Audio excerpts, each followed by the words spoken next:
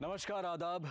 Crime petrol सतर्क के 30 दिन 30 यूनिक केसेस की श्रृंखला में मैं अनूप सोनी आप सबका स्वागत करता हूं। जहां औरतों के लिए मर्यादा और संस्कृति के नाम पर जो सीमा रेखा तय की गई है, अगर कोई औरत उसे पार करने की हिम्मत करे तो ये हमारे पुरुष प्रधान समाज के लोग इंसानियत और क्रूरता की हदें लांघना अपना फर्ज समझते हैं। इस समस्या पर गहराई से रोशनी डालेंगे हमारे आज के मेहमान शम्स ताहिर खान। इज्जत और आबरू ये वो शब्द हैं जिनकी वजह से देश में हजारों क्राइम होते हैं। ये शब्द औरत और लड़कियों से इस कदर जुड़े हुए हैं कि इसका खामियाजा उन्हें अक्सर भुगतना पड़ता है। कभी औरत को सबक सिखाने के लिए उनकी आबरू लूटी जाती है, तो कभी लड़कियों को अपने तरीके और अपनी आज़ादी से जिंदगी जीने की जुर्रत के एवज में उन्हें इज्जत का वास्ता दिया जाता है। उन्हें सदियों पुरानी शोषित महिलाओं के तौर पर जीने के लिए मजबूर किया जाता है। हालांकि गांव के मुकाबले शहरों में औरतों के अधिकार और आज़ादी कहीं ज़्यादा बेहतर है, लेकिन तभी तक जब तक कि वो समाज के नियम को मानती हैं। जैसे ही वो इस नियम को तोड़ने की कोशिश करती हैं, उनके प्रति अपराध बढ़ने की संभावना ज़्यादा बढ़ जाती है।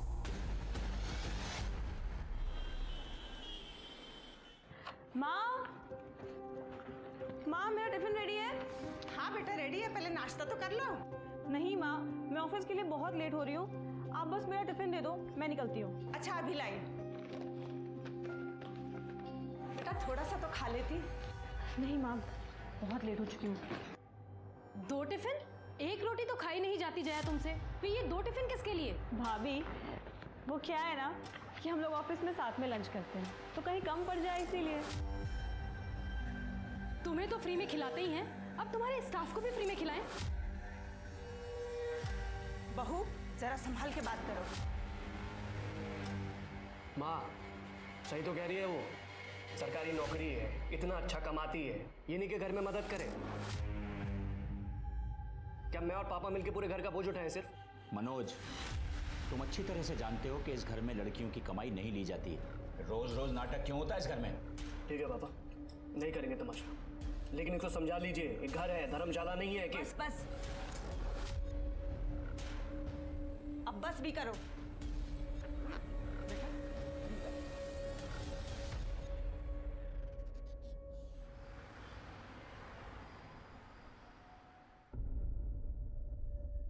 थैंक यू यार, तुम रोज रोज मेरे लिए लंच लेके आती हो।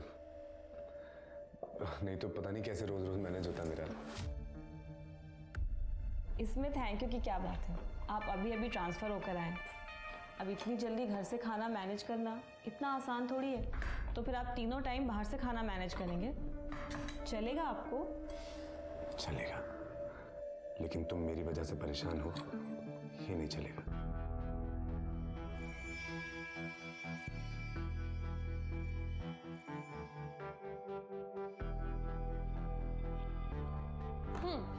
मैनेजर साहब तो अभी भी मदहोश लग रहे हैं। सही होश उड़ाए तेरे परफ्यूम ने। देख ले, कहीं सहारे वाले की जरूरत तो नहीं उन्हें। चुप करना, वैसे ही पूरा ऑफिस मेरे पीछे पड़ा हुआ है, ऊपर से तू भी बकवास करी जा रही है।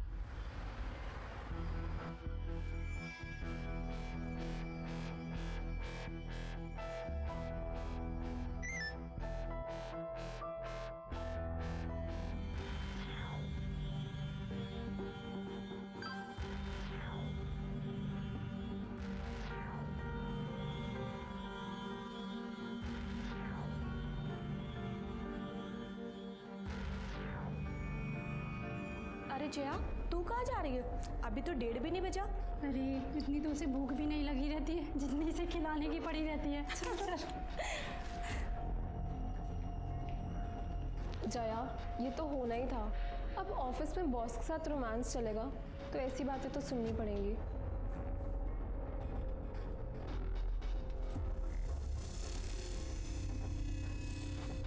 अब नंदू जी, ये टिफिन आप प्रवीण सर को दे देंगे? अंकल जी, बहुत अच्छी कढ़ाई की है आपने। ऑफिस की सारी लड़कियां तारीफ कर रही थी।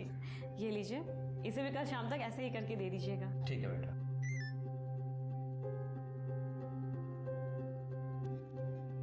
और हरीश, कैसी चल रही है पढ़ाई? ठीक चल रही है दीदी। बेटा अब तू ही इसे समझा, पढ़ाई तो ठीक है लेकिन इसको बोल थोड़ा काम में भी मन लगाए, मेरा भी हाथ बटाए। ये बात तो सही कह रहे हैं अंकल, पढ़ाई के साथ साथ इनके काम में भी हाथ बटाया करो। जी दीदी।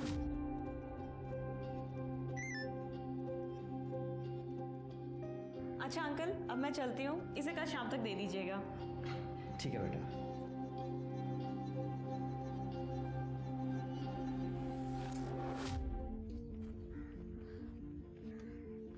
आप यहाँ क्या कर रहे हैं? टिफिन देना है तुम्हारा।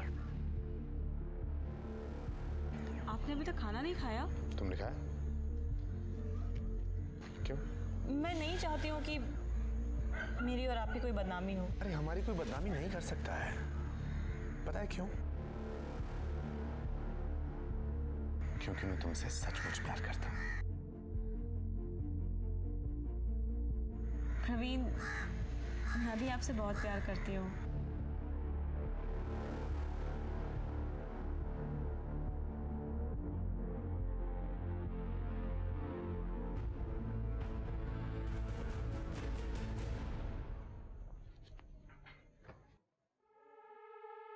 जया, तुम्हारा ऑफिस 5 बजे खत्म होता है, 7 बज रहे हैं इस समय। कहाँ थी अब तक? भैया वो ऑफिस में आज ज़्यादा काम था। हाँ, अब ये सबको खाना खिलाने के साथ साथ सबका काम भी तो करती है ना।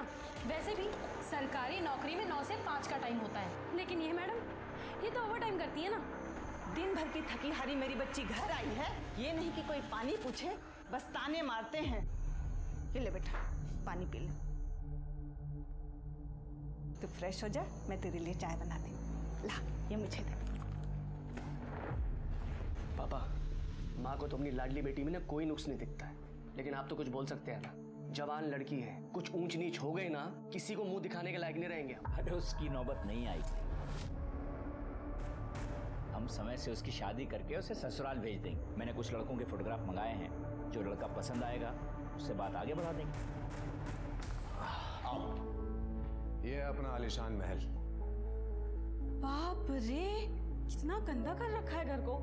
ये देखो, ये गीला टॉवल कैसे रखा, और ये पजामा, ये कोई टी शर्ट रखने की जगह है? हाँ, इतनी गंदगी में कैसे रह लेते हो तुम?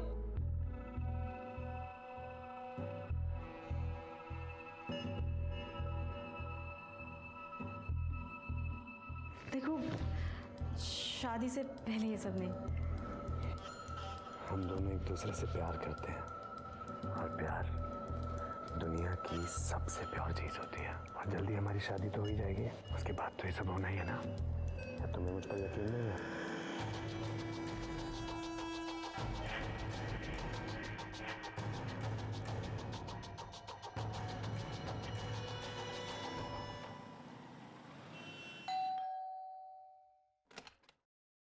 अरे तुम दोनों एक साथ कहाँ से आ रही हो? ये तो मुझे यहाँ गेट पर ही मिली। ले पानी पी और बैठ। अरे जया, आ गई तुम, आओ बैठो। बेटा तेरी शादी के लिए कुछ लड़कों के फोटोग्राफ्स आए हैं, तू देख ले, पसंद कर ले, फिर हमें बता दे। ये देख, हमने तेरे लिए इस लड़के को पसंद किया है। लड़का बहुत अच्छा है और तेरी ही तरह सरकारी नौकरी भी करता है।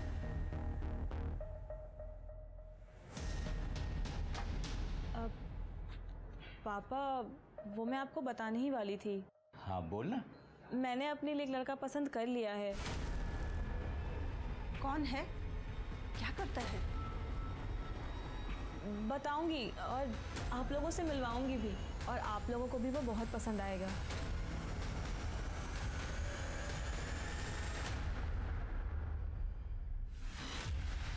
बहुत गर्मी है तेरे शरीर में, हाँ? बहुत गर्मी है तेरे शरीर में। मेरा ही पति मिला था तुझे फांसने के लिए, डोरे डालने के लिए। शर्म नहीं आती तुझे, एक औरत होकर दूसरी औरत से घर तोड़ते हुए? सुन, अगर मर्दों को रिझाने का ज्यादा ही शौक है ना, बाजार में जाके बैठ। यहाँ क्या कर रही है तू? कौन है तू? हाँ, और ये क्या बकवास करे जा रही है? दिमाग तो सही है तेरा? सुन, मैं तुझे जानती तक नहीं हूँ। मैं तेरे जैसी 2 टकी औरतों को ना बहुत अच्छे से जानती हूँ।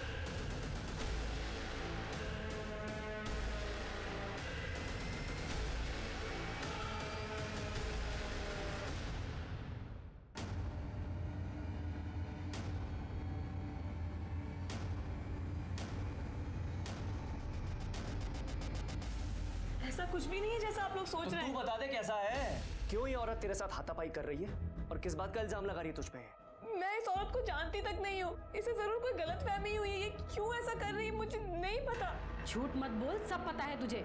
हर जगह हमारी नाक कटवा चुकी है। तू हो रही है हमारी। भाभी, मम्मी की कसम मैं झूठ नहीं बोल रही हूँ, मैं जानती तक नहीं हूँ इस औरत को। भाभी आपको पता है ना दीदी झूठ नहीं बोलती। ऐसा कुछ होता तो पहले ही बता देती। वायरल वीडियो ये किसी खतरनाक हथियार से कम नहीं है। आखिर इस वायरल वीडियो का सच क्या है? ये औरत कौन है जो जया को गालियां दे रही है, उस पर हमले कर रही है? कहीं इस औरत ने जया को कोई और लड़की तो नहीं समझ लिया और उसके साथ गाली गलौज करने लगी, या फिर जया की जिंदगी के साथ उसका कोई रिश्ता है? मुझे तो समझ में नहीं आ रहा कि मैं किस पे यकीन करूं और किस पे नहीं। अरे जया, ये वीडियो वायरल हो चुका है और तुम कह रही हो कि तुम उस औरत को जानती नहीं हो। ऐसा कैसे हो सकता है? ये क्या कर रहे हो तुम? बैग क्यों पैक कर रहे हो? कहाँ जा रहे हो? जयपुर जा रहा हूँ माँ से मिलने, मंडे को आऊंगा। इस वक्त जब मुझे तुम्हारी सबसे ज्यादा जरूरत है तुम मुझे ऐसे छोड़ के जा रहे हो। देखो मैं तुमसे ये कह रही हूँ कि एक बार पापा से चल के मिल लो। उन्होंने मुझे संडे को लास्ट चांस दिया है, अगर तुम उनसे नहीं मिले तो वो मेरी शादी किसी और से करवा देंगे। अच्छा है, अपने पिताजी की पसंद के लड़के से शादी कर लो, क्योंकि अगर ये हाथ से निकल गया ना कोई लड़का तुमसे दोस्ती तक नहीं करेगा। अच्छा अब जाओ यहाँ से, चलो मुझे बहुत काम है। अरे जाओ यार, मूड मत खराब करो मेरे, जाओ एक बार जाओ।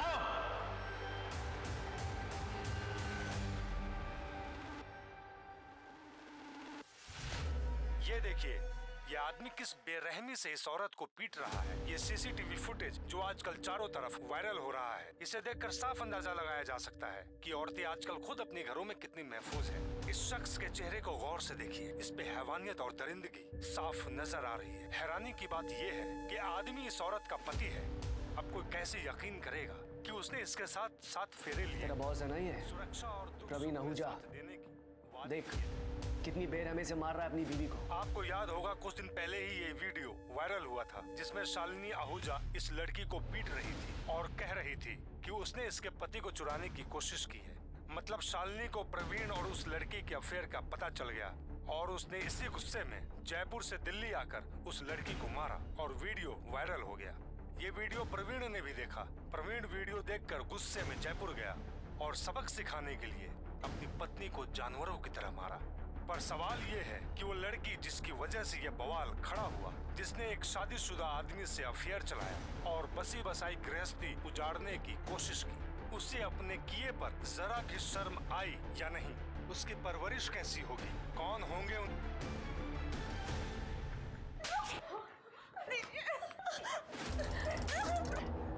देख लिया, कितनी बार मैंने आपको समझाया था चीजों को संभाल लो, उस पे लगाम लगाओ, पर नहीं, हमारी लाडली बेटी है, अब भुगतो इसको। बड़ी तड़ी में रहती थी कि पूरी दुनिया में बस एक यही औरत हो जो नौकरी कर रही है। अब मैं अपने मायके में क्या मुंह दिखाऊंगी?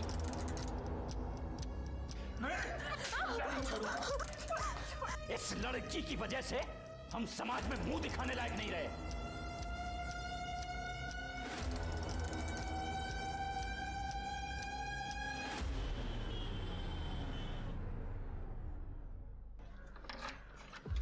आओ जया, आओ।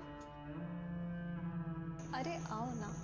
देखो ये मेरे कजन सुमित का फ्लैट है, अच्छा है ना? खाली पड़ा था और जब मैंने उसे तेरे बारे में बताया तो उसने कहा तुझे जब तक यहाँ रहना ना तू रह सकती है। देख फुल्ली फर्निश्ड फ्लैट है तो तुझे कुछ खरीदने की जरूरत नहीं है। बैठ। देख तू इतना मत सोच, अब जो होना था वो हो गया। और जय मेरी बात याद रख कि सारे लोग प्रवीण जैसे नहीं होते। तू भी भूल जा उस कमीने को और लाइफ में मूव ऑन कर, एंजॉय कर।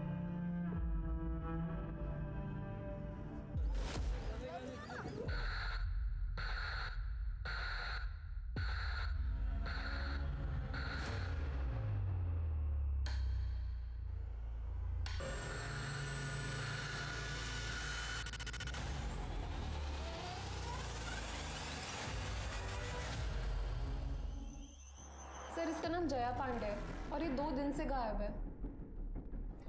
ये वही लड़की है ना जिसका वीडियो वायरल हुआ था? यस सर, और इस वीडियो की वजह से इस बेचारी को बहुत कुछ झेलना पड़ा। सर जहाँ जाती थी लोग इसका मजाक उड़ाते थे, ताने देते थे और सर सबसे बुरी बात ये कि इसके घर वालों ने इसको अपने घर से बाहर निकाल दिया। बड़ी मुश्किल से मैंने अपने कज़न के खाली फ्लैट में इसको शिफ्ट करवाया था और इसे समझाया भी था कि दूर रहे उस कमीने प्रवीण से, पर इसने मेरी बात नहीं सुनी सर और जयपुर चली गई उससे मिलने।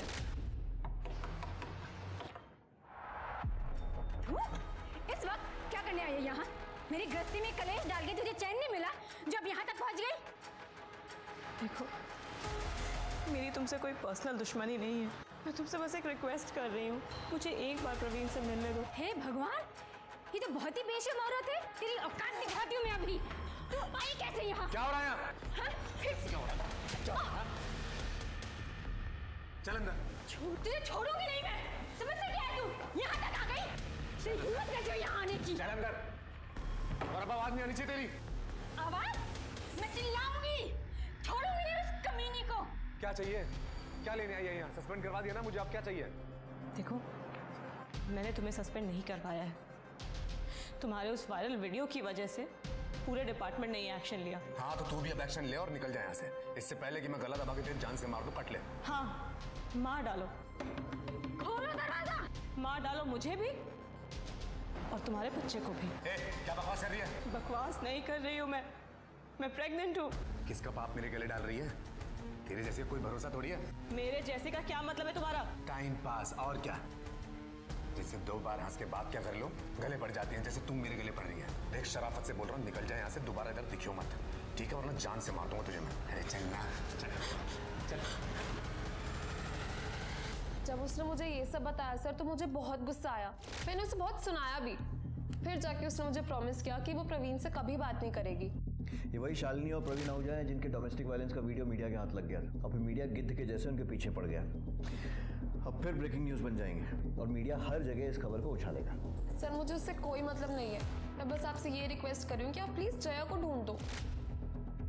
जया को आखिरी बार कब देखा था आपने? सर मिले हुए तो मुझे बहुत टाइम हो गया, पर मेरी लास्ट बात 28 तारीख को हुई थी। 29 तारीख को हम लंच पर जाने का सोच रहे थे, पर जब मैंने उसे फ़ोन किया तो उसने मेरा फ़ोन ही नहीं उठाया।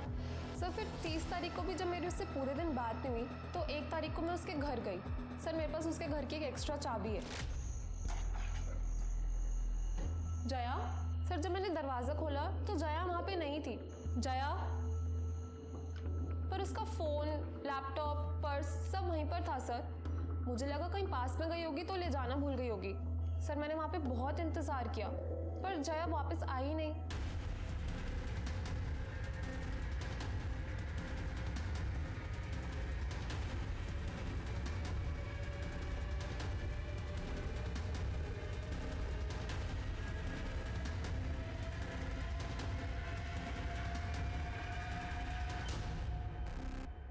राजीव सर, फोर्स एंट्री या फिर स्ट्रगल का तो कोई निशान नहीं दिख रहा। देखो अच्छे से, कुछ और मिलता है तो।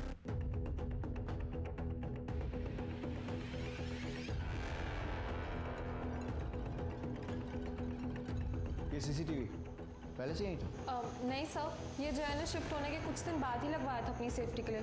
ऑलरेडी उसके साथ इतना कुछ हो चुका था, फिर यहाँ वो अकेले रह रही थी, मुझे भी लगा होना चाहिए। सर इस खिड़की के बाहर से कुछ अजीब सी बदबू आ रही है। सर एक्चुअली पीछे वो खाली प्लॉट है जहाँ पे लोग अपना कचरा वगैरह डालते हैं, इसलिए बहुत बदबू आ रही है। जल्दी सब लोग।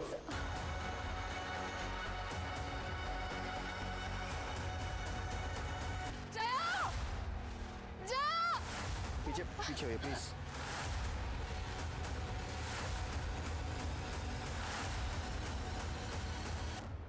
सर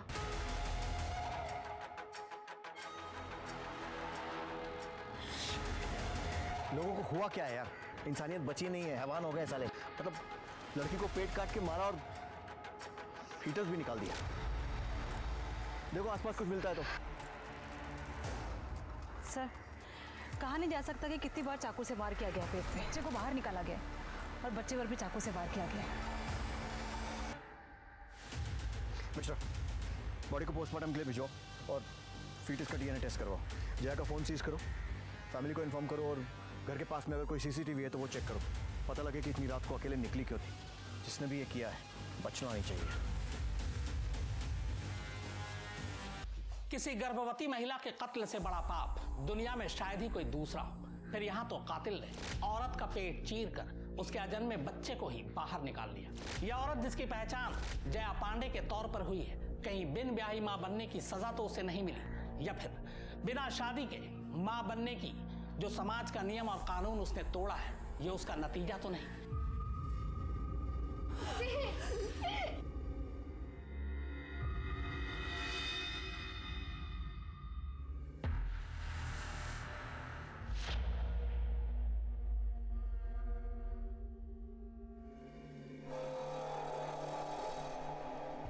इंस्पेक्टर साहब, हर माँ बाप की तरह हमने थोड़ी सख्ती की थी उसके साथ, पर ये तो सब उसकी भलाई के लिए था ना। कितनी बार समझाया था उसे, पर नहीं मानी। घूम रही थी उस कमीने शादीशुदा इंसान के पीछे। उस कमीने ने इसकी जिंदगी बर्बाद तो कर ही दी थी, अब जान भी चली गई। आपका कहने का मतलब है कि जया की मौत में प्रवीण आहूजा का हाथ है? सिर्फ हाथ नहीं है सर, उसी ने मारा है इसे। रोज घर वालों से लड़के उसके लिए टिफिन लेके जाती थी, खाना खिलाती थी उसे। देखिए अब क्या कर दिया। सांप को दूध पिलाया, सांप ने ही डस लिया। आप लोगों को पता था कि जया प्रेग्नेंट है?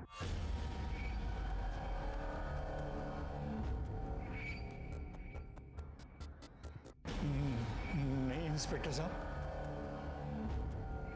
ठीक है, फिलहाल आप लोग जा सकते हैं, लेकिन अगर कुछ भी याद आता है, ऐसी कोई भी बात जो इस इन्वेस्टिगेशन में हेल्प कर सके, तो हमें इन्फॉर्म कीजिएगा। और क्या बताना रह गया इंस्पेक्टर साहब, बोल तो रहे हैं हम लोग। वो कमीना है ना प्रवीण, हड्डियां तोड़ी आप उसकी, खुद ब खुद सब उगल देगा वो। मैं हाथ जोड़ता हूँ आपके सामने, छोड़ना मत उसको।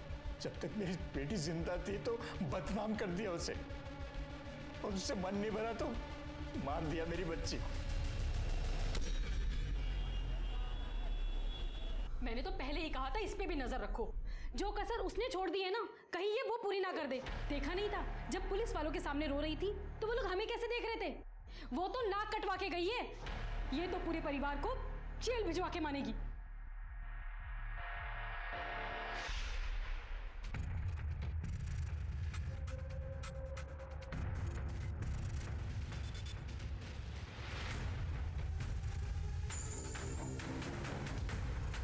ये वही शालिनी आहूजा है ना, प्रवीण की पत्नी?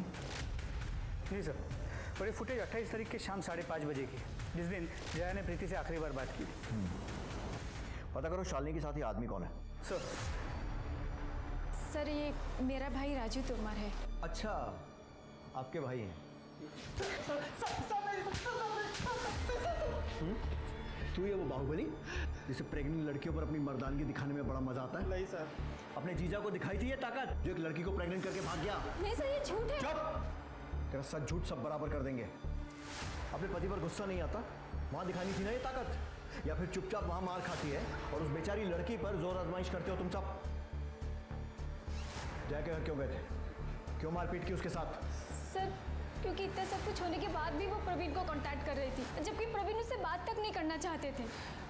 इसलिए हम सिर्फ समझाने गए थे सर उसे। मैं फैसला तुझे क्यों आई? हाँ? समझ में नहीं आता तुझे? हाँ? छोड़ो, समझ में नहीं आता।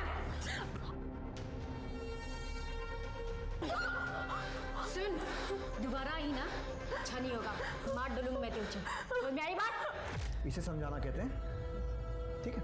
दामिनी, इन्हें इनकी भाषा में कुछ समझाओ। बस आया समझ में?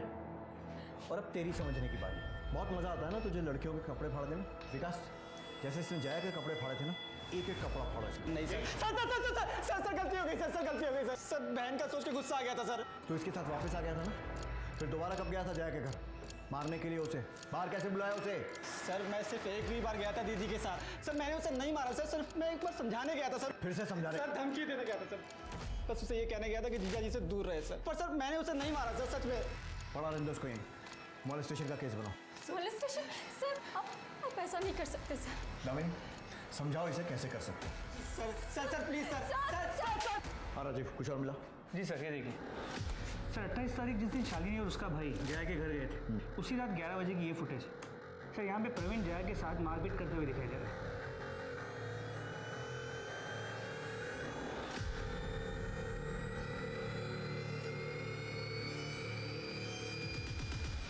साले साले फ्रॉड। सस्पेंड होकर चैन नहीं पड़ा, जो मर्डर करके जेल जाने की तैयारी कर रहा है। पहले उस लड़की को फंसाया, फिर उसको प्रेग्नेंट किया और फिर उसका मर्डर कर दिया। और उसको तो मारा ही, उसका पेट चीरकर उस बच्चे को भी मार दिया। अरे सर, जैसा आप बोल रहे हैं मैंने वैसा कुछ नहीं किया है। क्यों गया था उसके घर? क्योंकि उसने मेरा जीना हराम कर दिया था ये बोल बोल के कि वो प्रेग्नेंट है और उसके पेट में जो बच्चा है वो मेरा है, जबकि ऐसा पॉसिबल ही नहीं है सर। हमने जब भी सेक्स किया हमने प्रोटेक्शन यूज किया है। पता नहीं किसका पाप मेरे गले बांध रही थी और तूने उसके पेट पर लात मार के उस पाप को मिटा दिया। अरे सर, मैंने अपना पाँव जरूर उठाया था, लेकिन लात उसके पेट पर नहीं, मैंने जमीन पर पटकी थी। मैं सच बोल रहा हूँ, आप मेरा यकीन क्यों नहीं कर रहे हैं? मैंने कुछ नहीं किया है।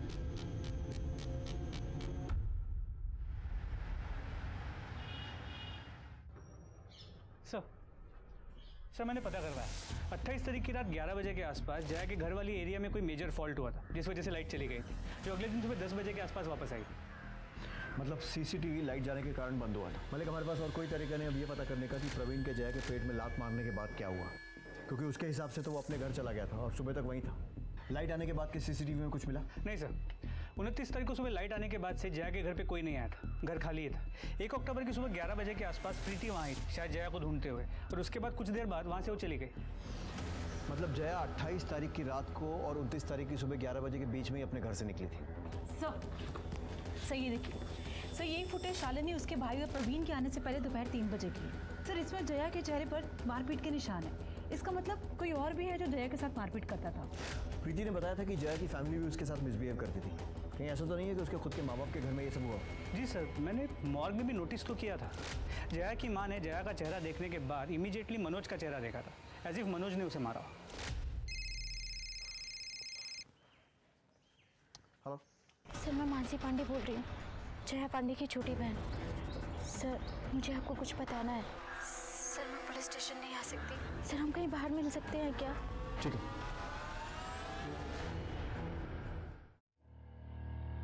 सर प्रवीण ने दीदी को सिर्फ यही झूठ नहीं बोला था कि वो शादीशुदा नहीं है, बल्कि दीदी को शादी का झूठा प्रॉमिस भी किया था, और वो आदमी झूठे वादे करके उन्हें बदनाम करके भाग गया। और तुम्हारी फैमिली ने क्या किया? जया को सपोर्ट किया? सपोर्ट?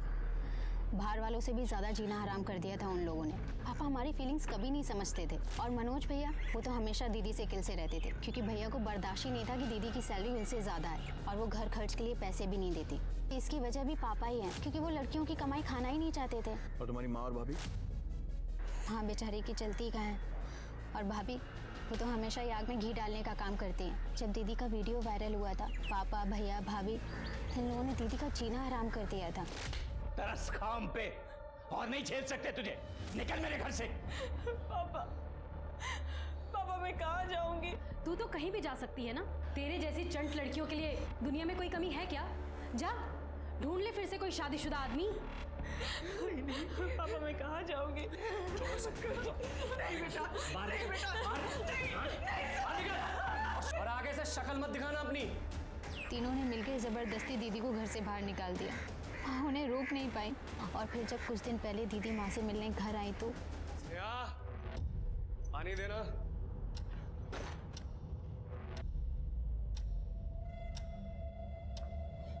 फिर आ गई तू।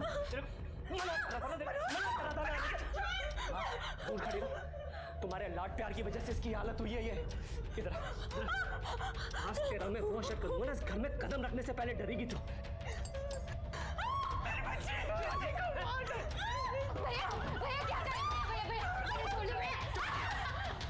तेरी भी हड्डी बच्चे कर दूंगा मैं। सर भैया ने मुझे भी धमकी दी है कि मैंने अगर आप लोगों को कुछ भी बताया तो वो मुझे जान से मार डालेंगे। मुझे तो लगता है दीदी के मर्डर में मेरी फैमिली का हाथ है। उन्होंने ही जया दीदी को मारा है। जया की किसी लड़के से बात पक्की हुई थी ना?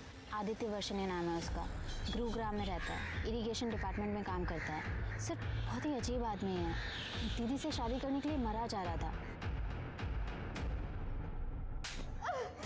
तुझे मना करा था ना, पुलिस के पास नहीं जाना है। मैंने तो पहले ही कहा था इस पे नजर रखो, ये हमें जेल भिजवाए बिना नहीं मानेगी। बोल, अब जाएगी पुलिस के पास? जाएगी? अब जाएगी?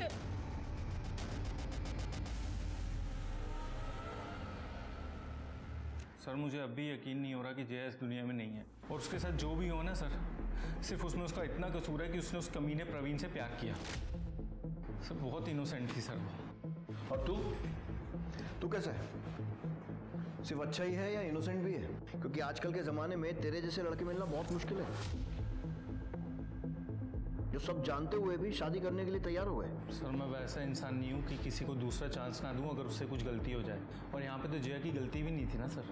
28 सितंबर की शाम से 30 सितंबर की सुबह तक कहाँ था? मैं गुरुग्राम में था सर, अपने घर पे। प्रूफ दे सकता है? प्रूफ कहाँ से लाऊं सर? मुझे पता थोड़ा ना था प्रूफ देना पड़ेगा। पता होता तो मैं रखता किसी को अपने साथ प्रूफ के लिए। इनोसेंट होने के साथ साथ स्मार्ट भी है। किसी पर शक है जो जया के साथ ऐसा कर सकता है? शक नहीं सर, मुझे पूरा यकीन है प्रवीण आहूजा पे। उसने उसको यूज किया और फिर पीछा छुड़ाने के लिए उसका मर्डर कर दिया। तू भी तो हो सकता है। प्रवीण से पीछा छुड़ाना पड़ रहा था क्योंकि जया उसके प्यार में पागल थी, और तू भी जया के प्यार में पागल था, और तेरे से ये बात बर्दाश्त नहीं हुई कि जया तुझे छोड़कर प्रवीण के पास जा रही थी, तो तूने उसे मार दिया, है ना? नहीं सर, मैं उसके साथ ज़बरदस्ती नहीं करना चाहता था, उसकी मर्जी के साथ उससे शादी करना चाहता था, और मुझे किसी बात की जल्दी नहीं थी। मैं वेट करने के लिए भी तैयार था। मुझे लगा था कि एक ना एक दिन उसको मेरे प्यार की अहमियत समझ आएगी और वो खुद मेरे पास चल के आ जाएगी। ठीक है, थैंक यू सर। राजीव, जल्द से जल्द इस महान आशिक के सारे कॉल रिकॉर्ड्स और मोबाइल लोकेशन से निकलवाओ। सर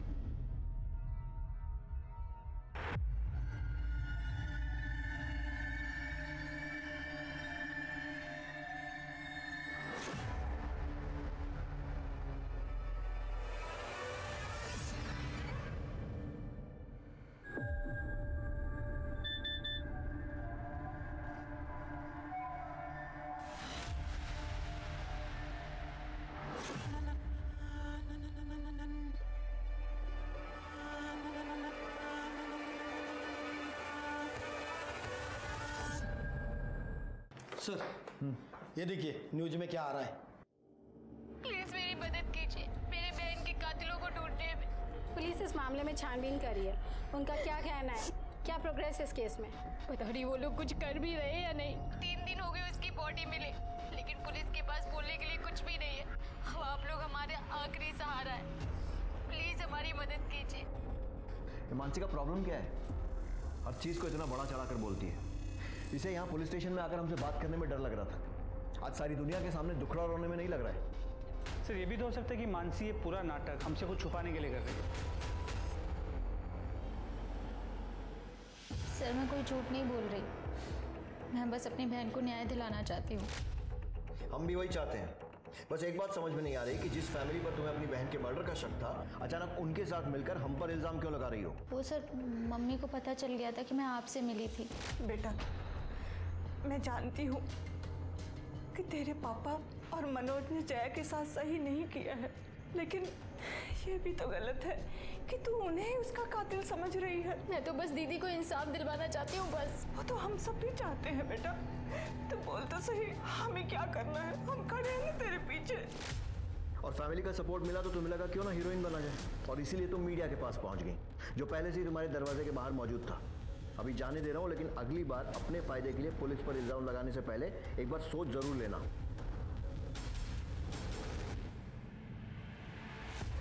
सर पोस्टमार्टम रिपोर्ट के मुताबिक जया की मौत 29 तारीख के सुबह 5 और 7 बजे के बीच चाकू के वार की वजह से हुई। उसके पेट में जो फीटस था वो 4 महीने का था। फीटस का डीएनए प्रवीण के डीएनए के साथ मैच करने के लिए भेज दिया। सर 28 तारीख की रात आदित्य की मोबाइल की लोकेशन जया के घर के पास की दिख रही है। राजीव, उठाओ इस आशिक को, इसका इनोसेंस निकालने का टाइम आ गया है।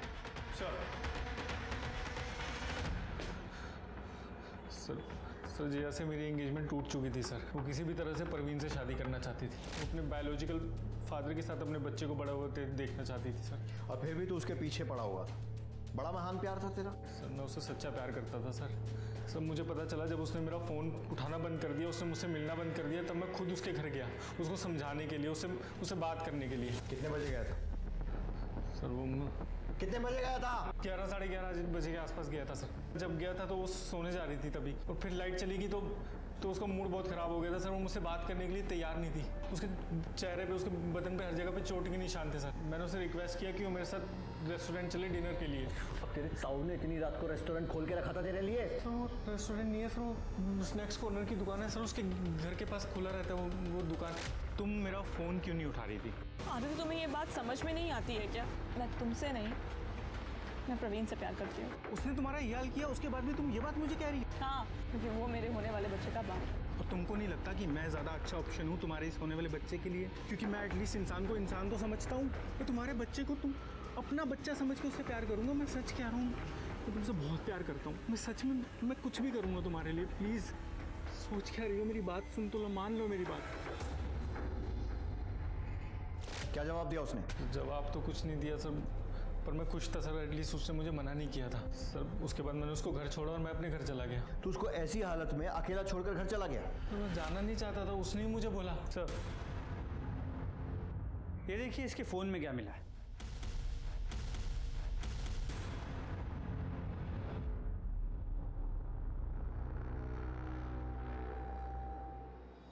सब मेरी एंगेजमेंट हुई पड़ी थी सर उससे।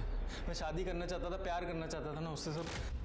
सर मुझे नहीं लगता कि इसमें कुछ बुरी बात थी सर। बुरी बात यह है कि तू लगातार हमसे झूठ बोल रहा है। पहले बोला कि जया के घर गया नहीं, फिर बोला गया था लेकिन बाद में अपने घर चला गया, जबकि मोबाइल लोकेशन से साफ दिख रहा है कि 29 सितंबर को सुबह 5 बजे तक तू जया के घर के आसपास था। तू खुद बताएगा या मैं उगलवाऊं? सर मैं बताता हूँ सर। उस दिन जब मैं निकला घर के लिए तो मैंने देखा कि मेरी 2 व्हीलर का टायर पंचर हो गया और इतनी रात में कोई दुकान भी खुली नहीं मिली। तो मैं जया को बिना बताए उसके घर के बाहर ही सो गया। तो सुबह 5 बजे उठ के मैंने सबसे पहले पंचर वाले को ही ढूंढा सर। और पंचर बनवाने के बाद मैं गुरुग्राम पहुंच गया 8:30-9 बजे तक सर। फिर झूठ बोल रहा है ना? सर नहीं, कोई पंचर नहीं हुआ था तेरी गाड़ी का। तू जया के साथ उसके घर की तरफ गया, वहां पर तूने पंचर होने का बहाना किया और फिर जया के साथ रुक गया और फिर उसके साथ जबरदस्ती की और वो सब करने की कोशिश की जैसा तू दिन रात फील करता था।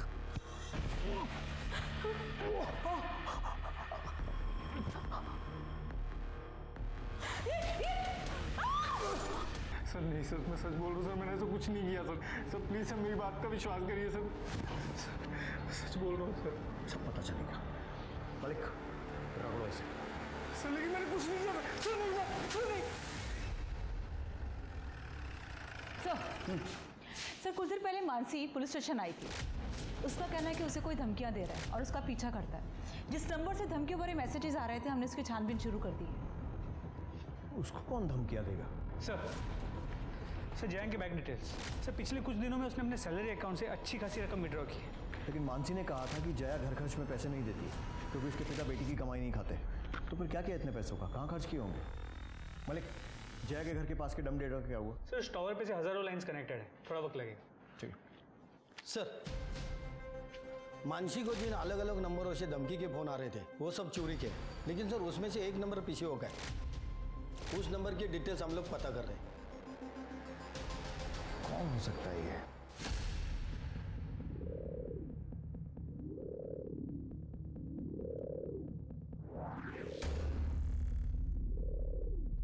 तूने मानसी को मारने की कोशिश की और पूरे मार्केट ने देखा इसे हमला करते हुए और आप लोग इसे बचाने की कोशिश कर रहे हैं। मैंने ही इसे मानसी के साथ भेजा था उसका ध्यान रखने के लिए, क्योंकि उसे जान से मारने की धमकी मिल रही थी। आपकी झूठी इज्जत और अपनी सनक में इसने आपकी एक बेटी के साथ इतना बुरा सलूक किया, फिर भी आपको इसी की पड़ी हुई है। बेटियों के लिए हमदर्दी नहीं है आपके दिल में? सर मानसी को मैंने नहीं मारा है।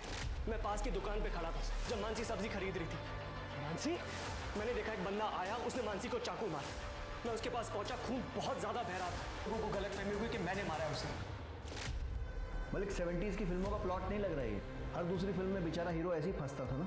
अब समझ में आ रहा है तेरी सोच इतनी घटिया क्यों है। मानसी के अटेम्प्ट टू मर्डर में इसको अरेस्ट करो और लेकर जाओ। सर मैंने नहीं मारा उसे। सर मेरी बात। इस केस में एक के बाद एक नए और ड्रामेटिक खुलासे हो रहे थे। मानसी की जान बच गई थी, वो हॉस्पिटल में थी और इधर पुलिस ने उस पीसीओ की लोकेशन पता कर ली थी जहां से मानसी को धमकी भरा फोन आया था। ये पीसीओ मनोज के ऑफिस के ठीक सामने था। तो क्या मनोज खुद ही अपनी बहन को धमकी दे रहा था? पर क्यों? जया के घर के बाहर मिले रैंडम एक्टिव नंबर्स की पुलिस जांच कर रही थी और इस जांच में पुलिस को एक ऐसा नंबर मिला जो जया के मर्डर और मानसी पर हुए हमले के दौरान दोनों जगह एक्टिव था। और मर्डर से कुछ ही दिन पहले जया ने इस नंबर पर कई बार बात की थी। जया ने तेरी इतनी मदद की और तूने बदले में क्या किया? उसे मार दिया। क्यों? सर पापा चाहते थे कि मैं उनकी दुकान पे मदद करूं, पर मैं कॉलेज जाना चाहता था, पढ़ना चाहता था। पर कॉलेज में जाने के बाद मुझे वहाँ बैटिंग का चस्का लग गया और जिसके लिए पैसे चाहिए थे, जो मैं जया दीदी से एक्स्ट्रा क्लासेस के नाम पे लेता था। और फिर एक दिन वो कॉलेज के पास से गुजर रही थी तो देखने के लिए कि मेरी पढ़ाई कैसी चल रही है वो कॉलेज में आ गई और उन्हें सब कुछ पता चल गया।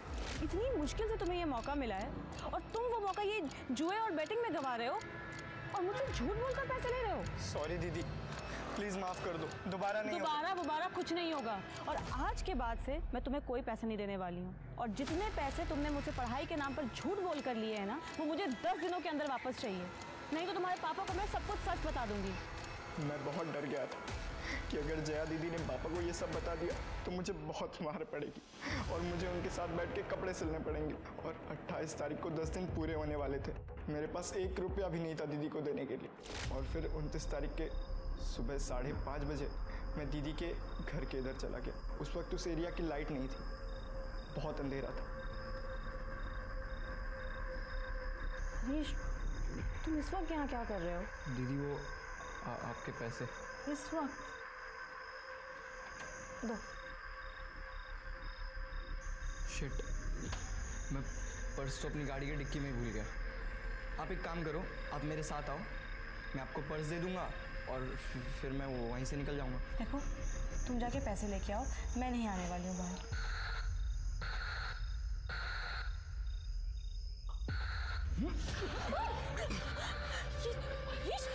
क्या कर रहे हो? पैसे चाहिए थे ना तुझे? उनके बच्चे को भी मार दूं तो सारा इल्जाम प्रवीण के ऊपर चला जाएगा। फिर मैंने उनका पेट चीरकर उनका बच्चा निकालकर वही मार के फेंक दिया। मानसी को क्यों धमका रहा था? उस पर हमला क्यों किया? आपको कंफ्यूज करने के लिए और मनोज भैया को फंसाने के लिए। और उसके बाद मुझे फ़ोन चुराने का आइडिया मिला। मैं फ़ोन चुराता, धमकी देता और फ़ोन तोड़ देता। मुझे पता था कि मनोज भैया भी आपके शक के लिस्ट में है, इसलिए जब वो मानसी के साथ मार्केट में थे, इसलिए मैंने जानबूझकर उस पर अटैक किया। बेटा, तेरा बाप कितने झापड़ मारता तेरे को अगर उसको पता चल जाता? 10, 12, 15? उससे बचने के लिए तूने 2 जानें ले ली। एक उसकी जो चाहती थी कि तू पढ़ लिख कर कुछ अच्छा करे, और दूसरी जान जो पूरी तरीके से बन भी नहीं पाई थी। मालूम है, जो खतरनाक क्रिमिनल होते हैं ना, वो भी इतनी दरिंदगी नहीं दिखाते हैं जो तूने किया है। इस केस को देखकर मुझे बशीर बदर साहब का एक शेर याद आता है, कोई हाथ भी ना मिलाएगा जो गले मिलोगे तपाक से। ये नए मिजाज का शहर है, जरा फासले से मिला करो। जया एक नेक दिल और पाक साफ लड़की जिसने लोगों पर भरोसा किया, लेकिन हर एक ने उसके भरोसे का खून किया, चाहे वो परिवार हो, बॉयफ्रेंड या फिर वो हरीश, जिसे पढ़ाने, आगे बढ़ाने और जिंदगी संवारने में जया ने अपनी जिंदगी झोंक दी। बदले में उसने जया की ही जिंदगी छीन ली। ऑनलाइन बेटिंग गेम्स ने हरीश जैसे ब्राइट स्टूडेंट को भी क्रिमिनल बना दिया। ये हमें बताता है कि किस तरह इंटरनेट ने हमारी जिंदगियों को जकड़ लिया है। इंटरनेट का इस्तेमाल हमें इंसान और समाज की बेहतरी के लिए करना चाहिए, न कि बर्बादी के लिए। अब मैं अनूप सोनी आपसे विदा लेता हूं। फिर मुलाकात होगी क्राइम पेट्रोल सतर्क में एक और नए केस के साथ और उस पर हमारे एक्सपर्ट के विश्लेषण के साथ। तब तक अपना और अपने परिवार का ख्याल रखें, सतर्क रहें, सुरक्षित रहें और देखते रहें क्राइम पेट्रोल सतर्क। जय हिंद।